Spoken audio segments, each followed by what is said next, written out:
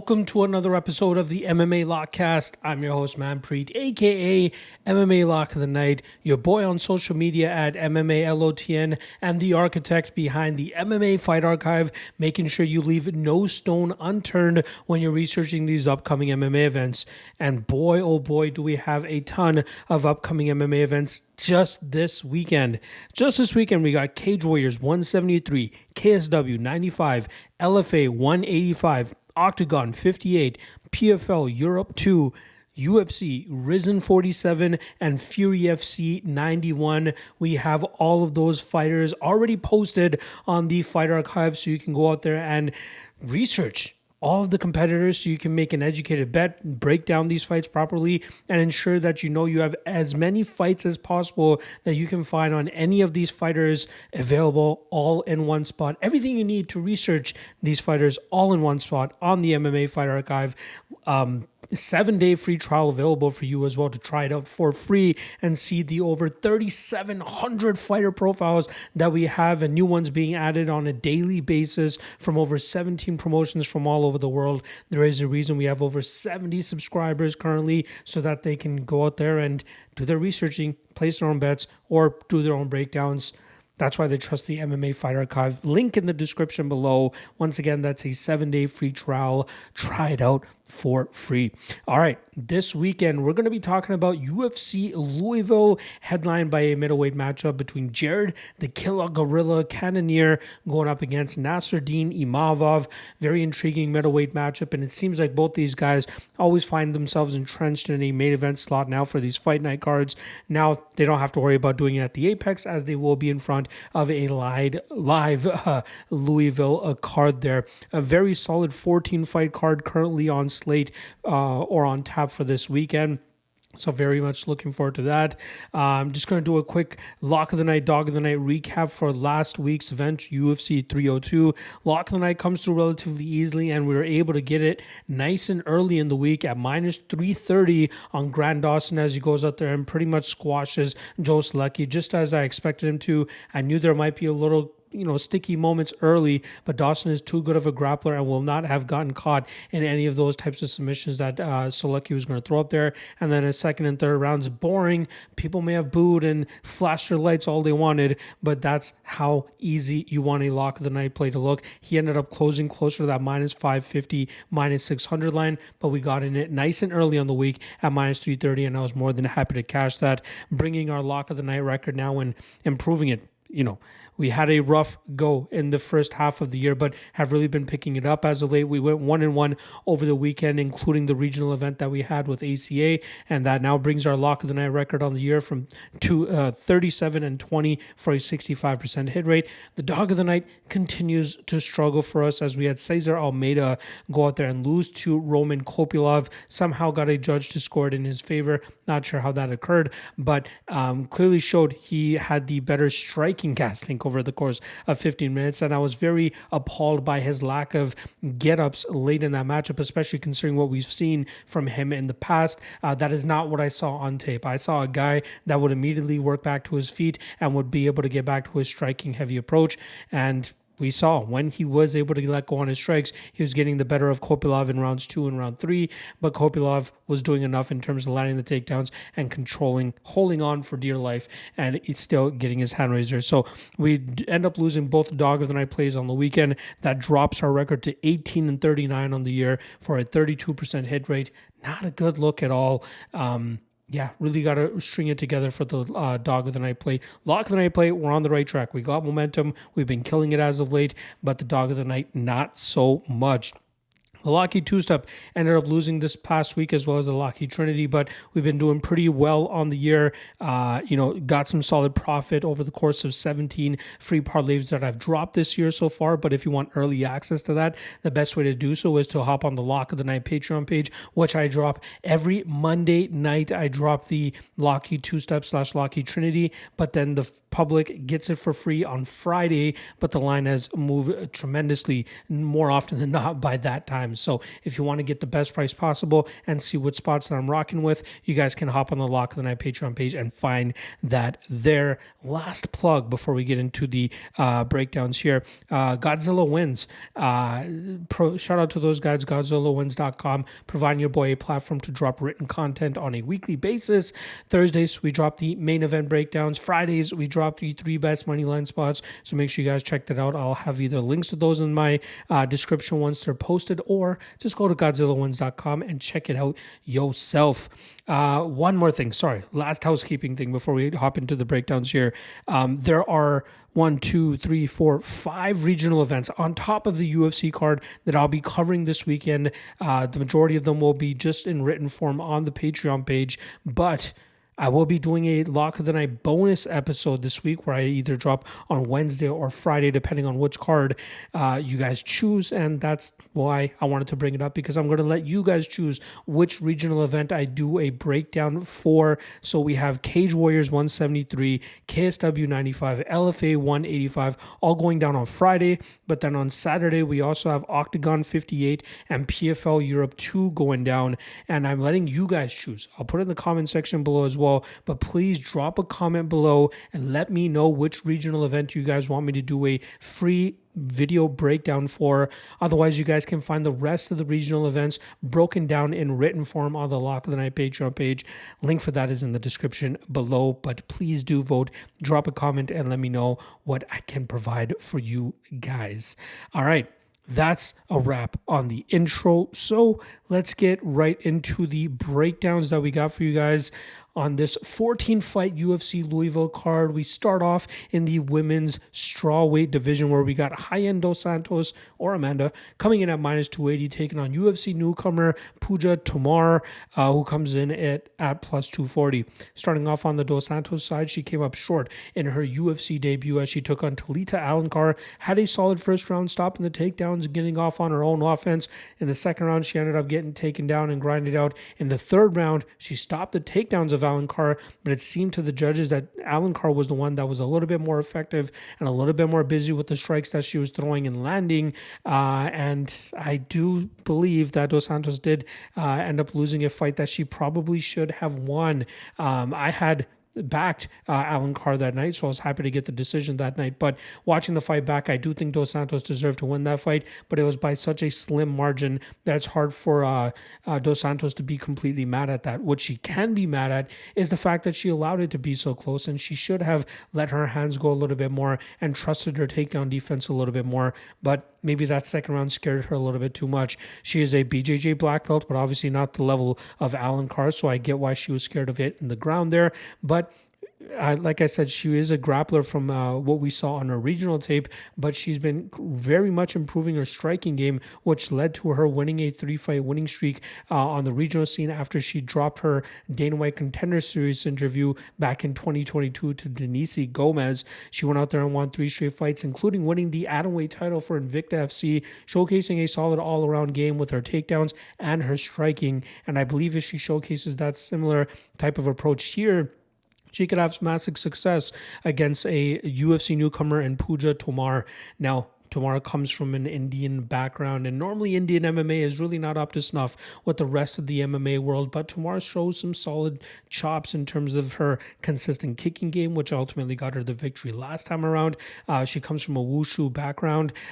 She has a BJJ blue belt, but I believe that's where she is weakest, when opponents can take her to the ground and exploit her poor takedown defense. And even when she's able to get that top position, she is not the greatest in terms of controlling her opponents or getting to dominant positions, as she's very easily to be reversed. Opponents can get up from her pretty easily, but she is most effective when she's able to dictate the pace and utilize that front leg kick. She loves chopping away at the inside leg of her opponent, and she stays very patient and just waits for an opportunity to explode. She has some decent power in her hands where she's been able to finish past opponents, but I don't think that her level of competition will help her be successful in the UFC, especially when she goes up against somebody as complete as high-end Dos Santos.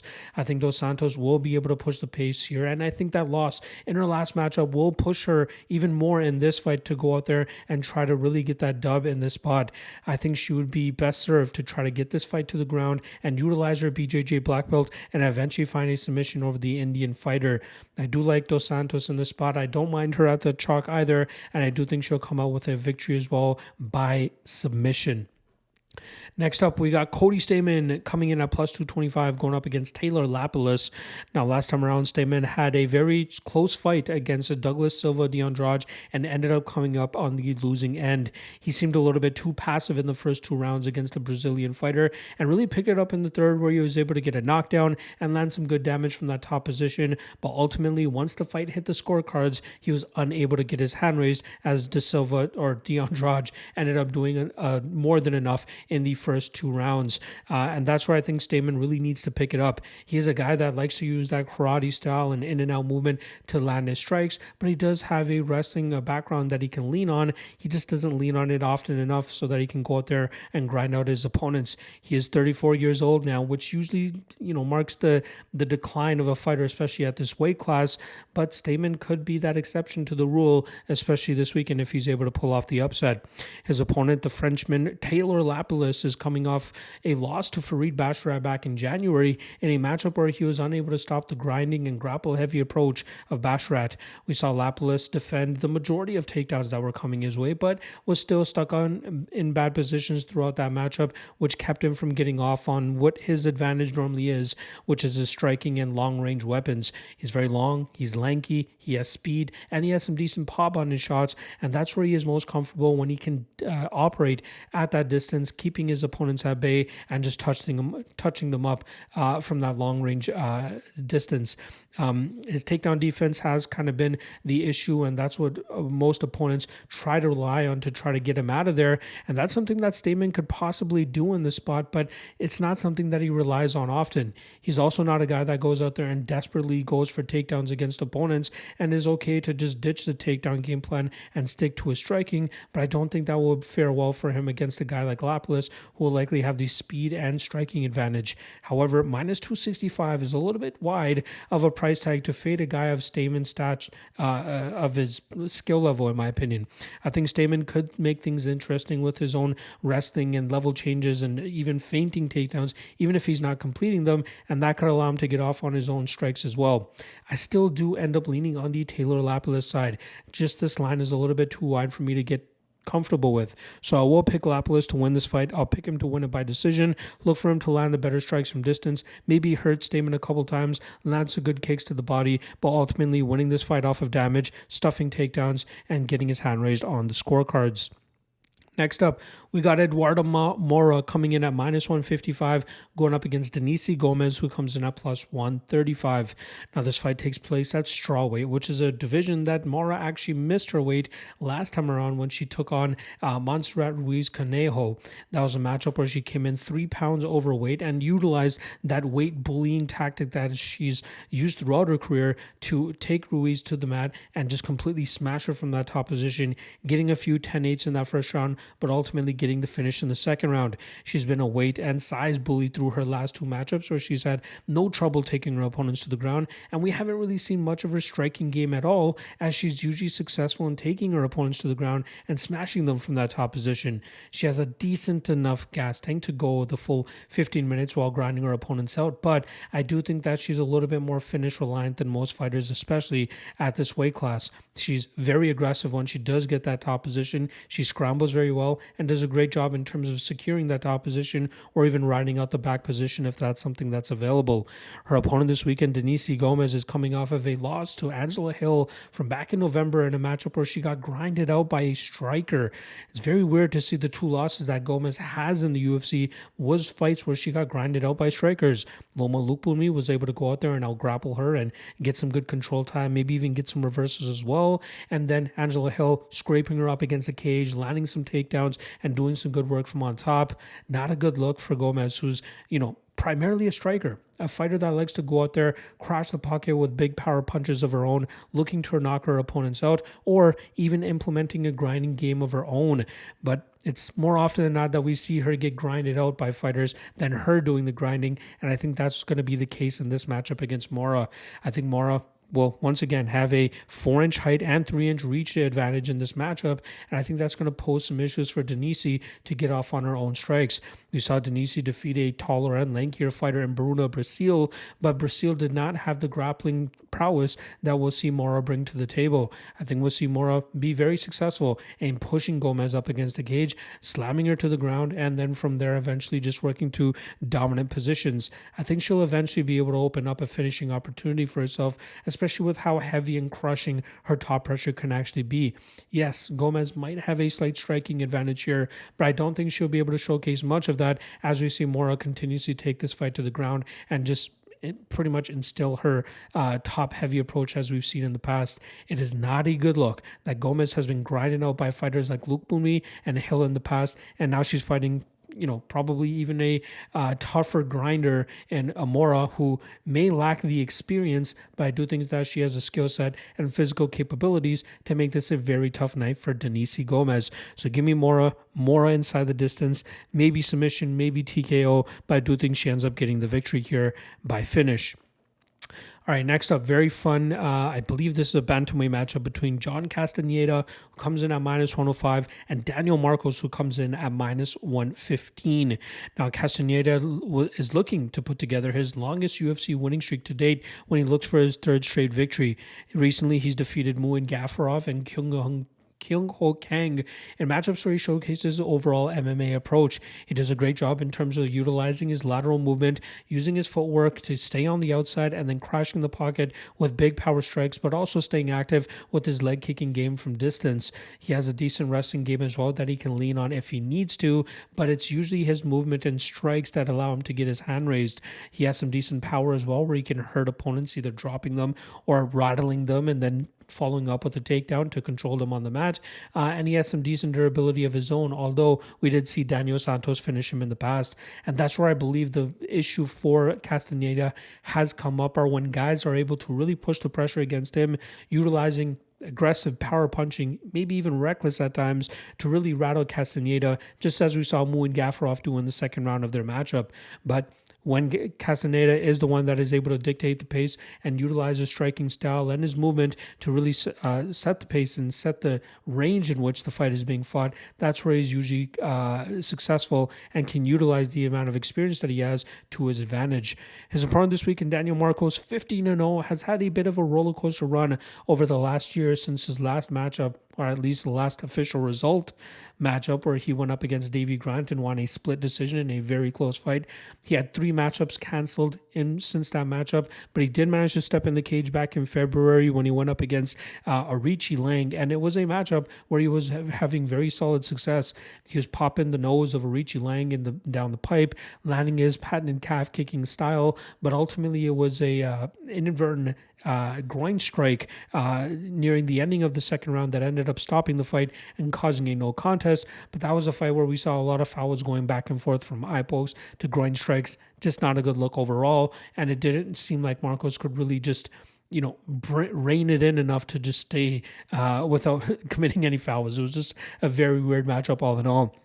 When Marcos is on, he is a guy that just stays very consistent with his calf kicking style from distance or just outside of the pocket, and then popping his opponent straight down the pipe whenever they try to close the distance, more often than not when they are frustrated from all the times that they're getting their calf chipped away at.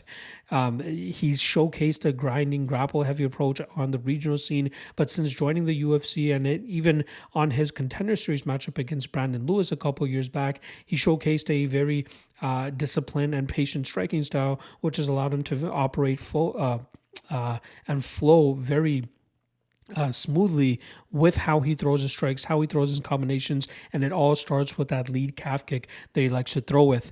In this matchup against Castaneda, there's a reason that the odds are as close as they are. Castaneda's movement may cause some problems for Marcos in terms of getting his calf kicking game going, and if he's unable to really establish it here, he might start eating shots and counters from Castaneda whenever he crashes the pocket.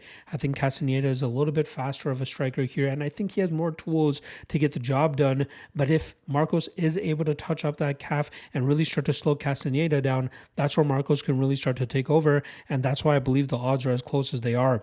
I am going to lean ever so slightly to the Castaneda side, as I think he has a better style to avoid the calf kicking style of Marcos. And I think that a lot of that's going to have to do with his movement and then countering those calf kicks by crashing the pocket with some big strikes, maybe even hurting Marcos a couple times as well. And not to mention the experience of Castaneda too. I do think that this is a matchup where we can see him finally hand Daniel Marcos the first loss of his career. So give me the sexy Mexi John Castaneda to win by decision.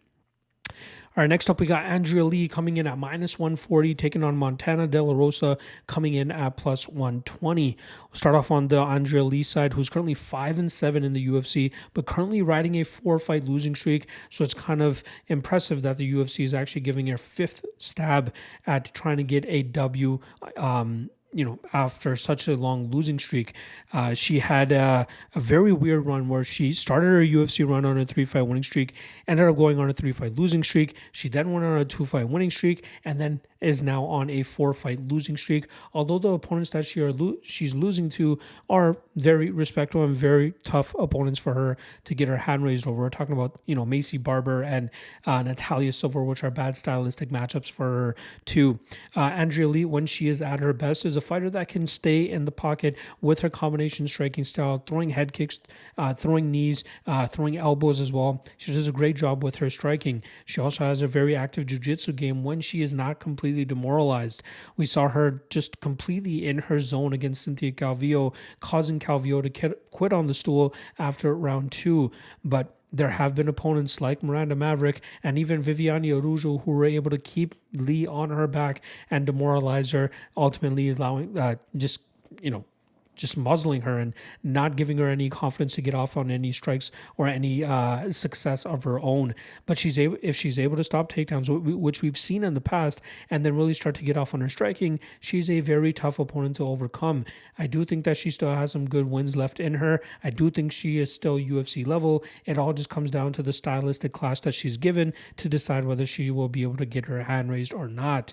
In this matchup, she's going up against a very tough stylistic matchup in Montana De La Rosa, who could provide the same type of grappling offense and success that we've seen from past opponents of Andrea Lee. But what De La Rosa lacks is the striking prowess, and I think that's going to cause her a lot of issues in this matchup. Now, De La Rosa is on a 3-fight losing streak, most recently coming up short against JJ Aldrich back in October, where Aldrich stuffed her takedowns and boxed her up on the feet, ultimately winning that fight on the scorecards. De La Rosa is a fighter that I was pretty high on earlier on in her career, as I looked into her wrestling background a lot, or at least believed in it, and we've seen in fights where she has had success that she can be very dominant when she's able to secure that position, just as we saw in the Ariane Lipsky fight a couple years back. But if she is unable to establish it, that's where she starts to get teed off on the feet, and that's where it does not start to look that good for her. She's clearly training it. She's trying to get better in that aspect of her training or her game overall, but it's just not coming to fruition for her. And for her to go up against a skilled striker like Andrea Lee, things may not work out to the best of her wishes. Now, De La Rosa has jumped around camps a couple times. She went to Denver a couple years, but now it seems like she's set up shop with her husband at De La Rosa MMA, or I believe that's the name of the gym that they opened up recently in Fort Worth, Texas, and I just don't know if that's the approach she needs if she wants to be competitive in the UFC. She might have some killer training partners that we don't know about, but I think for her to be successful, she needs to be training with the Denver, Colorado chicks that she was originally mixing it up with, or even in Albuquerque when she was at that other gym. Things are just very sketchy for her, and I think in this matchup she could get outstruck, and I think that there is an opportunity for Lee to actually even catch De La Rosa in a submission, and that's where I'm kind of leaning on in this matchup. I do think that we'll see Lee land strikes. I think we'll see her land some solid damage. I think we'll see De La Rosa actually complete a few takedowns, but I think that we'll see enough of a resistance from Lee off of her back that either it allows her to work back to her feet and get back to her striking advantage, or she even locks up a submission off of her back and catches De La Rosa in something. So I'm going to lean Lee in this spot. -140, again, a little bit. I'm hoping that we can get the line a little bit closer by the end of the week. I'm completely fine with passing on this fight if that's what it ends up coming down to, as Lee can be flaky at times, especially if she's unable to really get that the confidence or the success of, having some solid defensive grappling moments, she could easily get grinded out in this matchup too. But I am going to lean the Lee side here. And I think I'm just going to go out on a limb. I'm going to say Lee by submission. She might throw something up and catch De La Rosa in it. But yeah, I do like Lee and Lee by submission. All right, next up we got Brad Katona going up against Jesse Butler. Heavy favorite Brad Katona, minus 600, plus 425 the return on Jesse Butler.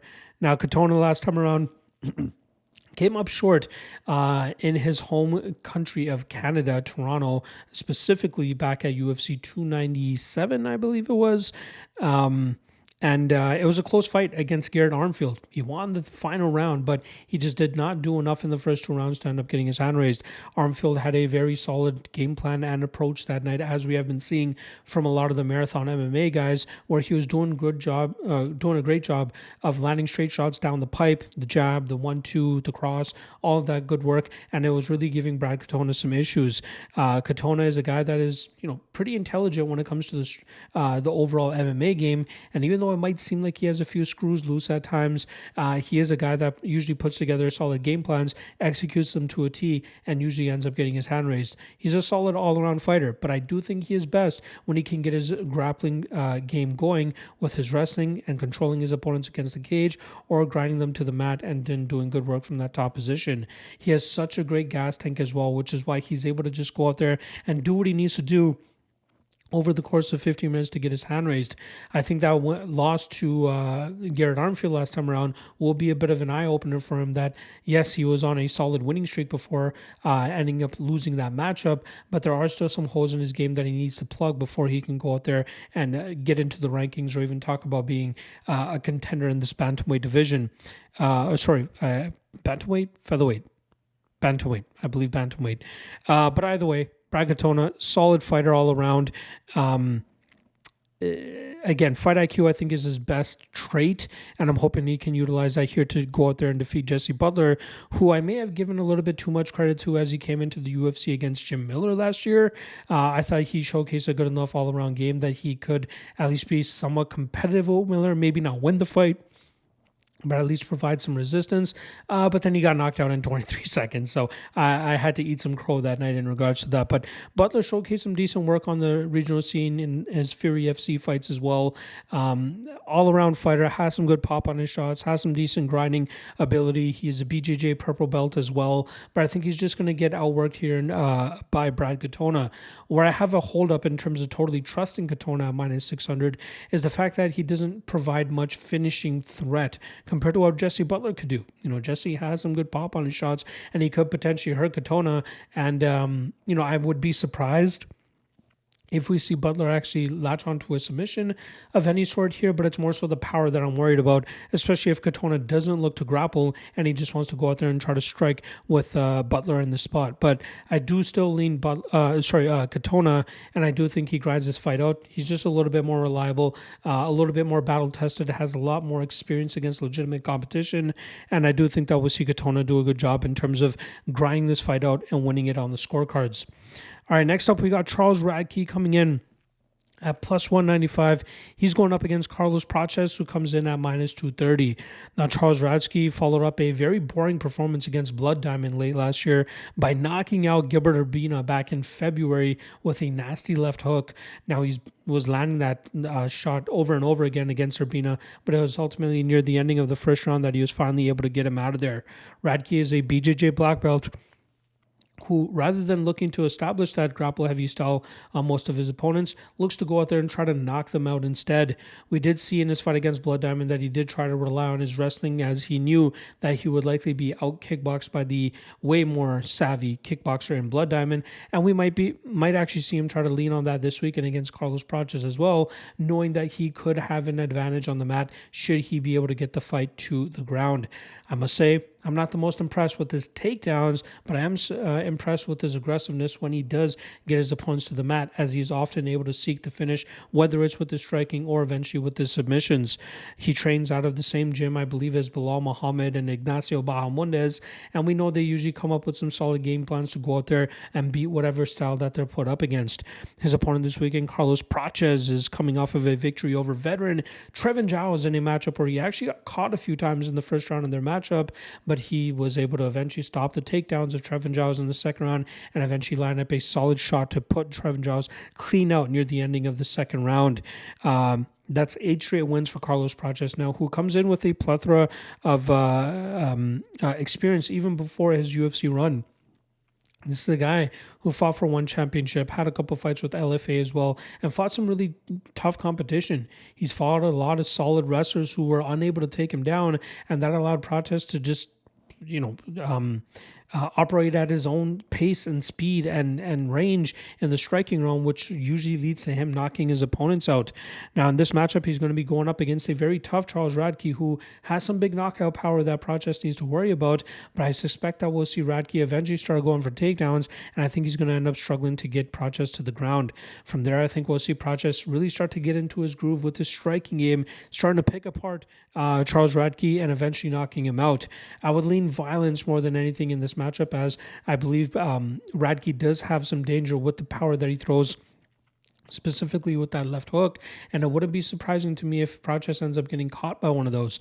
We saw Trevin Giles have some success as well, so minus 230 is just a little bit too wide for me to be completely confident in Prates, but I do think that we'll see his experience in the kickboxing world really come to fruition here, stopping the eventual takedowns of Charles Radtke and then start lighting him up on the feet and opening up a finishing opportunity. So give me Prates and Prates by knockout.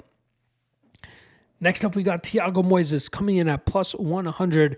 Some line movement on him over the last 24 hours since I researched this matchup. Going up against Ludwig Klein, who comes in at minus 120. Now, starting off on the Thiago Moises side, bounced back pretty emphatically from a loss to Benoit Saint-Denis as he went out there and butchered Mitch Ramirez, grinded him out in that first round by taking his back and trying to sink in the choke, but really start to get to the calf kicking game in the second and third rounds. And in the opening 20-ish seconds of the third round, he landed a few calf kicks that grounded Mitch Ramirez, and the referee was forced to step in at that point. Now, if Moises can continue utilizing that style to eventually set up his takedown game and his jiu-jitsu game where he wants to utilize his BJJ black belt, he may be even more dangerous of an opponent. We got to keep an eye on the fact that he's not even 30 yet, and he's accrued some solid experience over the last 5 years he's been with the promotion. He is best when he can get his grappling going, especially when he's able to seek the submissions, the rear naked chokes and the guillotines and the arm triangles.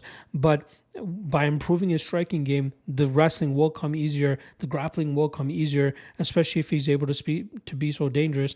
And I think with the success that he had in his last matchup with the calf kicking game, I wouldn't be surprised to see him try to implement that here to just mask the takedowns that are eventually going to be coming. Now, on the Ludwig Klein side of things, we're talking about a guy that's done a great job in terms of utilizing his low volume striking style to get some grappling going where he can hurt his opponents on the feet, follow them to the ground, and then just grind them out for the rest of the round. Just as we saw in his fight against Ignacio Bahamondes last time around, he showed a little bit more aggressiveness as he knew he had a big skill advantage over AJ Cunningham, and he was able to get him out of there at the ending of that first round.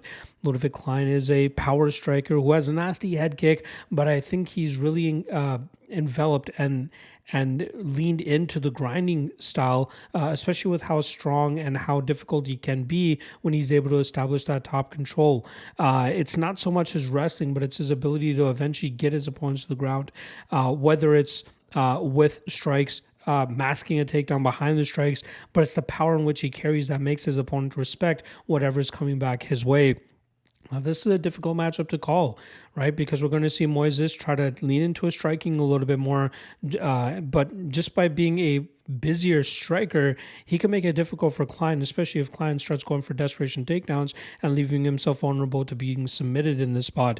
I think Moises should be favored here. I completely agree with the line movement we've been seeing over the last 24 to 48 hours, pushing Moises from about plus 122 about an even spot now near that plus 100 line. If he starts implementing that calf kicking game again, things could be tough for Klein. Obviously, Moises needs to be careful about the counters that are going to be coming back his way from the speed and power that Klein provides. But I think that if he's able to lull Klein into that type of style, he could change levels in his own right, get this fight to the ground, and then get to his BJJ, where he'll likely have a pretty solid advantage over Klein.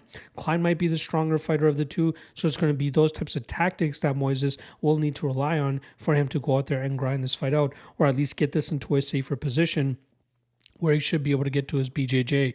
So I'm going to lean Moises here. I like him as an underdog. I think he can put together a better body of work and win this fight on the scorecards.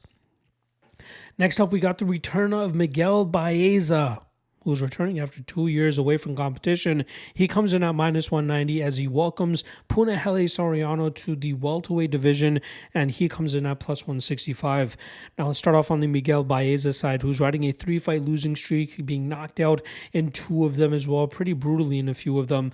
But I think that that's kind of why he stepped away for so long, is so that he can just kind of recover, just give his wits back about him, try to rest that chin as much as possible, but stay active in terms of training. He's even done some grappling matchups as well to really flex his BJJ black belt, but it's really been his striking that has made him so successful in the UFC before he ended up on this 3-fight losing streak.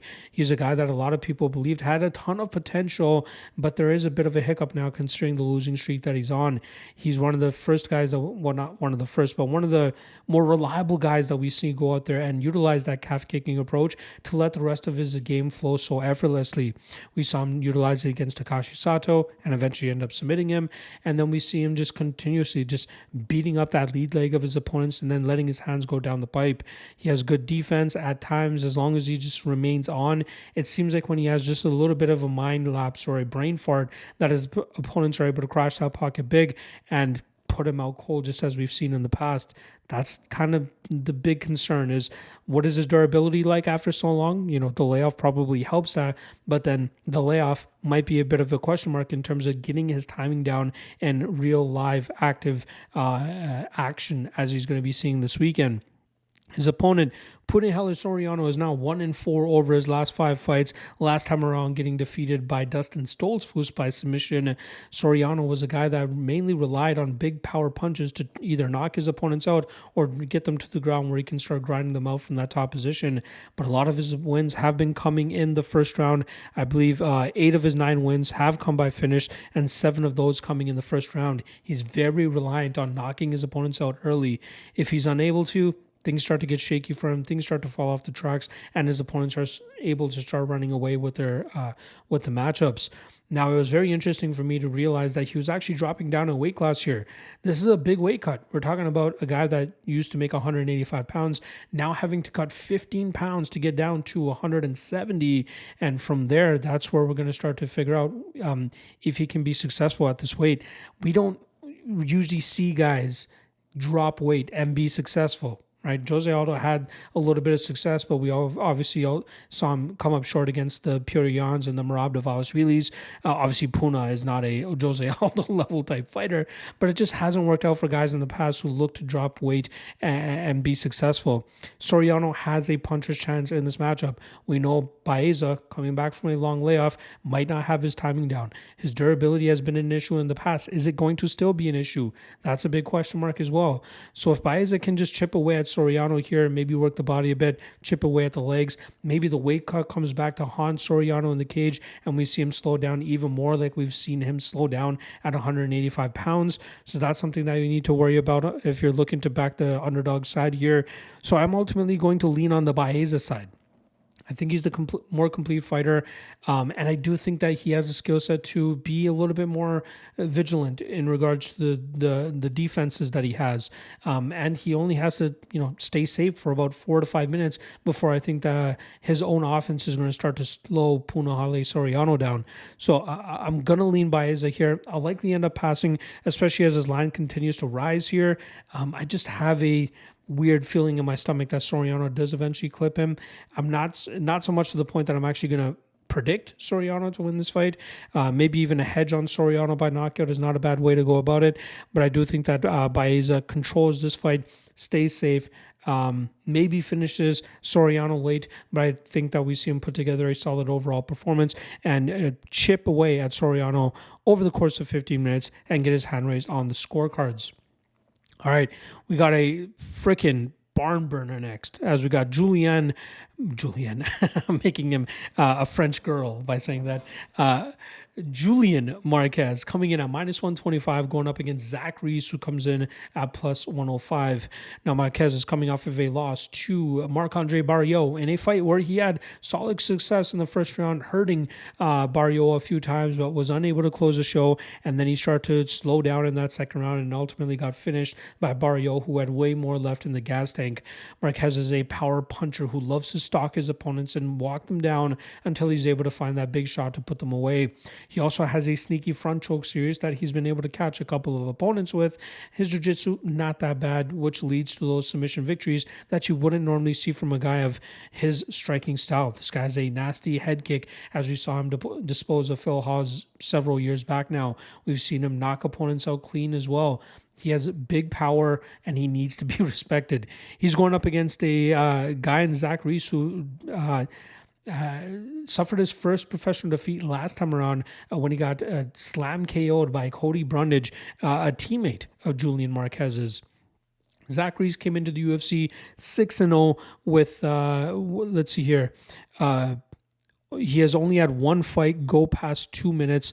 3 of those fights finished under 1 minute. He's just going out there and laying guys out at Fury FC before eventually getting to the Contender Series, finishing his opponent Eli Aronov there, and then eventually getting to the UFC where he ran into Cody Brundage.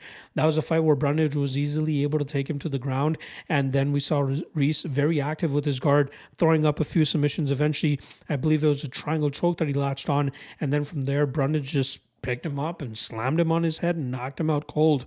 I expect this fight to be a barn burner from jump, whether it's Reese throwing with his big power punches, Marquez meeting him in the middle with the same thing. Even if Marquez looks to replicate what Brundage did, take this fight to the ground and look to smash Reese from on top, Reese's activity from his back with his jiu-jitsu will either allow Reese to pull off a submission here or give opportunities for Marquez to take advantage of some of the reckless submission attempts that we see from Reese, and that will allow Marquez to get off on some ground and pound, get to a more dominant position, maybe even find a submission of his own. But I do think that we see the veteran Marquez get Zach Reese out of there pretty quickly. I'm leaning more so the under 1.5 more than anything. I'm currently seeing it around minus 155, which I think is a tremendous line, especially considering the type of matchup we have here.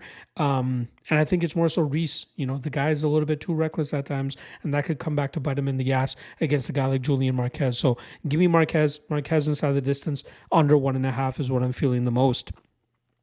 All right, next up we got Bruno Ferreira coming in at minus 260. He goes up against Dustin Stoltzfus, who comes in at plus 220. Now, Ferreira last time around was able to go out there and knock out Phil Hawes back in January, and that was him rebounding off of that loss that he suffered at the hands of Nursultan Ruziboev in a fight where he was unable to make up the reach and height advantage that Ruziboev had there, and Ruziboev was able to snipe him, eventually put him away.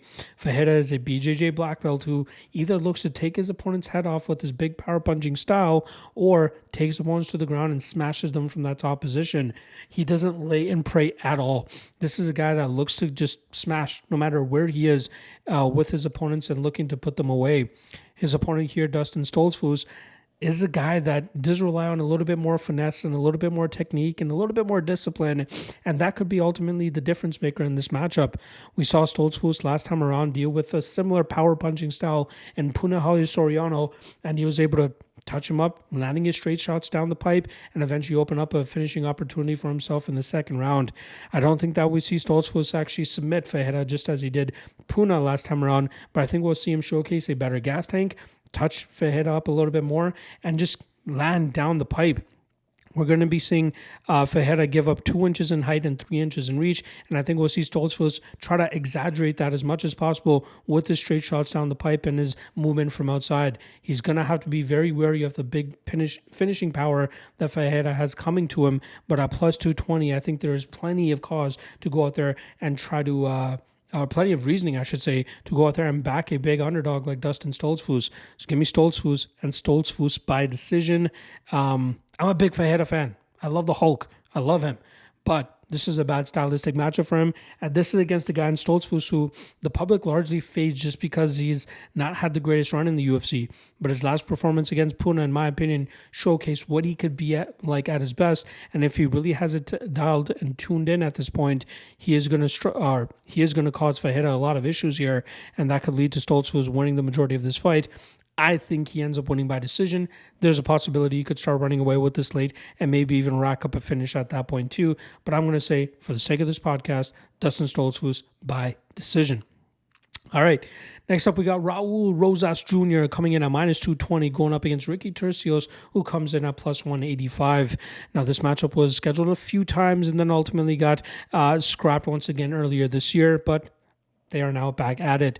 Rosas Jr. is coming off of a 54-second victory over Terrence Mitchell back in September, showcasing that he is still around and has not completely lost faith in himself after he suffered his first professional loss at the hands of Christian Rodriguez earlier last year. We know what Rosas Jr. is all about. He wants to get the grappling going immediately, where he does a great job in terms of staying ahead of his opponents in the scrambles, controlling them, taking their back, looking for submissions, and grinding them out if that's what it ends up coming to. He's still very young. He still needs to work on his striking a lot. We know that's the big flaw in his game, but as long as he's able to get opponents to the ground and at least maintain solid control, he's always going to be a very difficult opponent to try to get out of there. He's still 19 years old, if I'm not mistaken, so a lot of growing, a lot of room to still improve. And I'm not a huge fan of the stylistic, or at least the experience advantage that he's going to go up against here, or I should say experience disadvantage he'll have here against Ricky Turcios, who's faced some very tough competition throughout his career, even including the Ultimate Fighter experience that he eventually ended up winning. Turcios is one of the weirder, more inconsistent and unorthodox fighters that we have on the roster. He's a BJJ black belt who is very active no matter where he is in the cage. It's hard to hold him down. It's hard to really hit him, or at least for him to hit anybody, considering how wild and weird he is to begin with. And again, that weird matchup that he had against Amin Zahabi a couple fights back, where I think he only landed like 15% of his strikes. It was very, very weird, very something that we've never seen before, pretty much. A guy who threw as many strikes as he did and just missed as much as he did as well. That's kind of the downside of Ricky Turcios. This should be a fun matchup. This should be a matchup where we're going to see a ton of scrambles. I don't think Turcios has the chops to submit Rosas, nor do I think Rosas catches Turcios in anything to submit him. I think that we're going to see a lot of crazy, wild scrambles between both these guys. I think that we'll see some striking as well on display. Maybe Turcios landing more than he did against Amin Zahabi, but I do think the majority of this fight is going to take place in the grappling realm, and I think it's going to be both guys trying to jockey for position to try to get control time.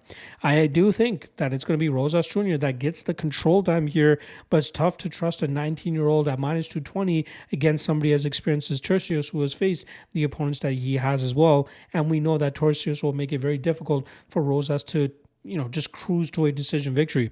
So I do like the over 2.5, which is currently around minus 150, minus 155. I think it's going to be very difficult for either guy to lock up a submission or even get a knockout of any sort, which is why I'm liking the over 2.5 more than anything. But I do think it is the youngster, Rosas Jr., who we've heard plenty of stories that he's rolling up UFC veterans and, high-level guys in the gym. He could possibly do that here against Turcios, but knowing Turcios and knowing his unorthodox style and his scrambling ability, I think it's going to be hard for Rosas to really secure anything that's going to cause Turcios to tap or put him out cold. So Rosas Jr. by control, even if it's by a little bit, I think he ends up getting more control time here, maybe landing a couple shots, maybe getting a couple submission attempts, but I ultimately think this thing hits the scorecards and we see Rosas Jr. get his hand raised. All right, co-main event time here as we have Dominic Reyes coming in at plus 190. He goes up against Dustin Jacoby, who comes in at minus 225. Now, Dominic Reyes is coming off of 4 straight losses, which started with that loss to John Jones in a fight that a lot of people believe that he deserved to win. He's been finished pretty badly in 3 of those losses during this 4-fight losing streak, and he has taken a year and a half away from action, as the last time we saw him in action, he got knocked out by a power jab from Ryan Spann. Now we know what Dominic Reyes does best. This is a guy that does very well in terms of maintaining range, utilizing his power striking, and putting combinations together to hurt his opponents. He has some decent grappling if he needs to rely on it, but for the most part, he does a great job in terms of establishing his striking prowess, and more often than not, just touching up his opponents, maybe even finishing them if he's able to find that spot. The big issue and big concern here is, one, the layoff, the two, the durability issue. If he's unable to take some shots, especially against some of the guys they're going to be putting him against, I don't see how he makes it much further in the UFC and how he doesn't end up getting cut if he ends up getting knocked out again this weekend. He had a tremendous amount of potential. He put on a valiant effort against, the pound-for-pound GOAT in John Jones, but it's just not coming together for him anymore. It's really not rolling for him the way that a lot of people expected it to after he lost that title fight. And that durability, no bueno. Now he's going up against Dustin Jacoby, who's more of a technical striker more than a power striker, and that might allow Dominic Reyes to be a little bit liver in this matchup than we've seen in the past. But Dustin Jacoby is a guy that when he returned to the UFC in 2020, put together a 6-0-1 run.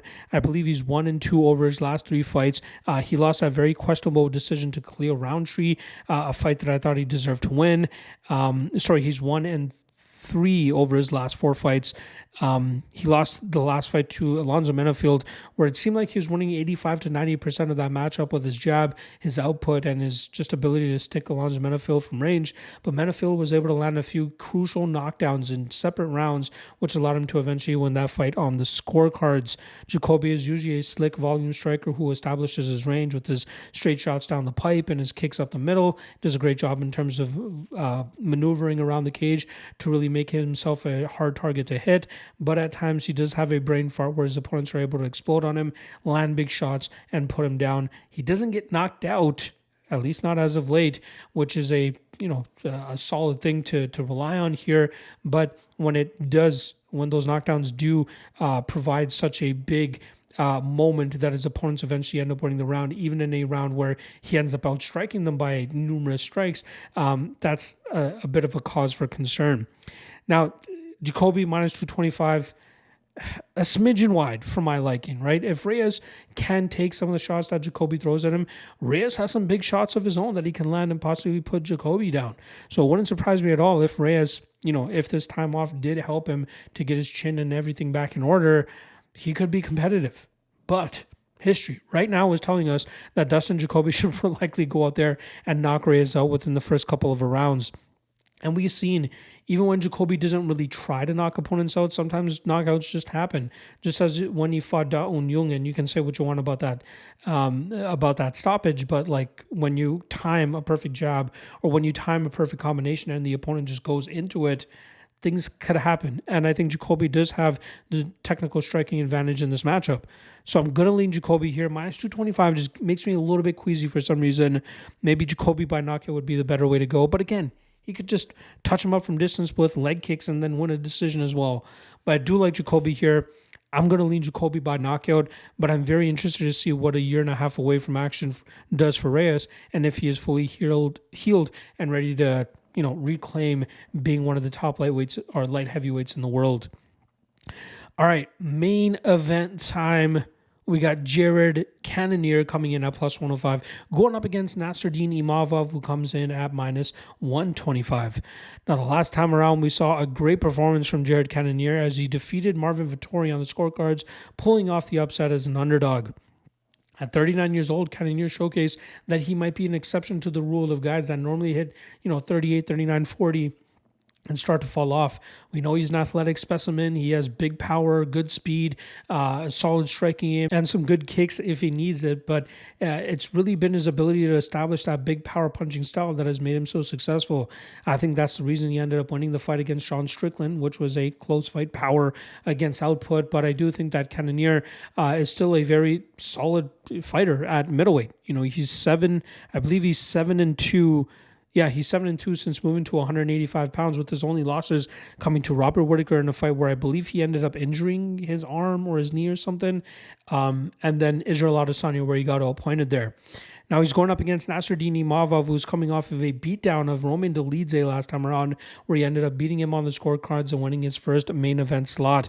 Now Imavov is a sniper of a fighter, likes to utilize his distance striking game, has some good shots down the pipe, has some good kicks as well, has a sneaky front choke series, which he has not been able to complete in the UFC thus far, but has been able to threaten it against a lot of opponents. But I think that he is best suited when he's able to kind of dictate the range and try to exploit reckless strikers, just as we saw against Roman Dolidze. We saw him have a solid size, height, reach advantage against Chris Curtis, and he was able to nullify him from distance, and ultimately that fight ended up going to a no contest due to an inadvertent headbutt, but we knew he was winning that matchup for the majority of it. Joaquin Buckley, he was able to keep him at bay by touching him up from distance and just putting on a great performance. This matchup against Cannonier, I think he could struggle. I think he could struggle to keep Cannonier at bay. I think we'll see Cannonier utilize his speed and explosiveness to really crash that pocket and land some big shots on Imavov here. I think once Imavov starts to feel resistance and see that his ability to keep Cannonier at bay is failing, I think we'll see him start to get demoralized and start to slow down, just as we've seen him do in fights in the past, specifically against Sean Strickland. Cannonier is no Sean Strickland, don't get me wrong, but I do think that the power threat of Cannonier and that continuous just, crashing the pocket and not allowing Imavov to establish that range is going to cause the Frenchman a lot of issues in this spot. Cannonier at underdog price against a guy on the come up like Imavov is usually a spot to bet. We saw in that Vettori fight, even though it was a year ago, that he's more than competitive still. He is a guy that can go out there and still cause guys a lot of issues, and especially against a guy who's going to want to try to keep range, try to keep distance. Cannonier could absolutely put him through the grind. He could touch him up, maybe knock him out. He could even change levels on him, get Imavov to the ground, and really start to wear on him. I think Cannonier is a guy in the past people have said he has a bit of a cardio issue, but I think he's silenced those doubters and those critics by putting on solid decision performances in recent years. And I think he can do that here once again against Nasruddin Imavov. So unless Imavov clips him early and puts him away or clubs and subs him, I think we see Cannonier continuously crash the pocket, land his big strikes, maybe knock Imavov out, but I ultimately think it's going to be a better body of work, takedowns, damage, control, that ultimately gets the Killer Gorilla a decision victory in this matchup. So, final prediction, Jared Cannonier by decision, but straight up at plus 105, I think that's a good enough spot to take a straight bet on as well. All right. There you guys go. 14 fights broken down for you guys for the UFC Louisville. Reminder, there are 5 regional events I'll be breaking down this weekend as well. One of those I'll be doing a Lockcast bonus episode for. Which one do you guys want to see? Please let me know in the comment section below. Again, the choices are Cage Warriors 173, KSW 95, LFA 185, Octagon 58, and PFL Europe 2. I'll break down one of those on the YouTube page. The other 4 will be strictly written breakdowns on the Patreon page, which you can get access to by checking out the link in the description below for the Lock of the Night Patreon page. Do not get it mixed up with the Fight Archive, which is the archive where we have over 3,700 fighter profiles for you to study from. 7-day free trial available on that, so make sure you guys try that out. Otherwise, I will see you guys tomorrow for the...